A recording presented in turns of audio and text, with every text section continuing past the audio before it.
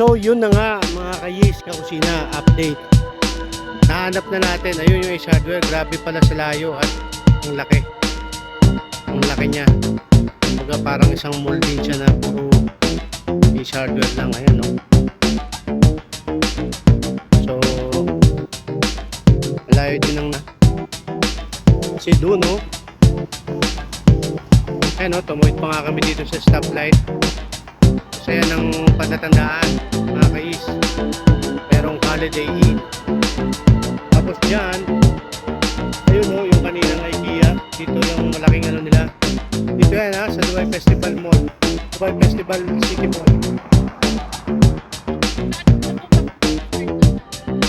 Ayan, yan yung Dubai Festival Mall. Dito naman yung Ace Hardware.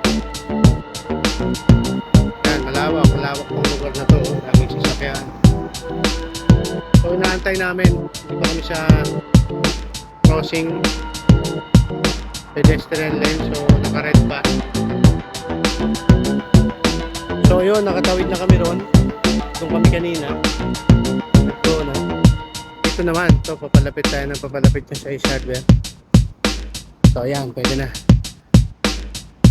Ayan, green na. Green din sa kabila. So tuloy lang tayo sa pag yan mga kais, ang init dahil nga lumabas na tayo dun sa Dubai Festival City Mall. Ang init na tuloy, naglalakad tayo. Ito yung napakalaki. Ayan, meron kasi tayong pakay dyan mga kais, bibiliin tayo. At madalang ang Ace Hardware kasi dito sa Dubai. O mga piling lugar lang may butik ng ganyan ng Ace Hardware. Wala, dun sa may Satwa wala namang ganyan. So ayan, mga kayis, ito na yung Ace Hardware. So, mabilisan lang. Check lang namin yung pakay namin dito. Mabilis lang namin makaabot dun sa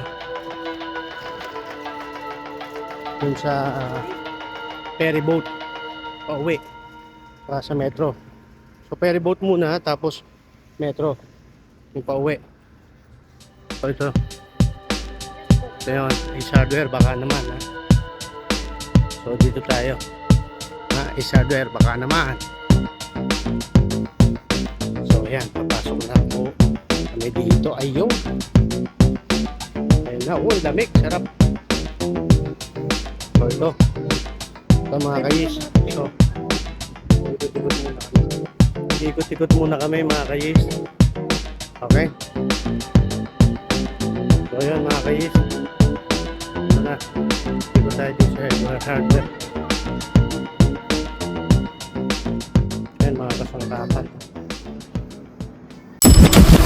Yung shout out ito kung bago ka pa lang sa thank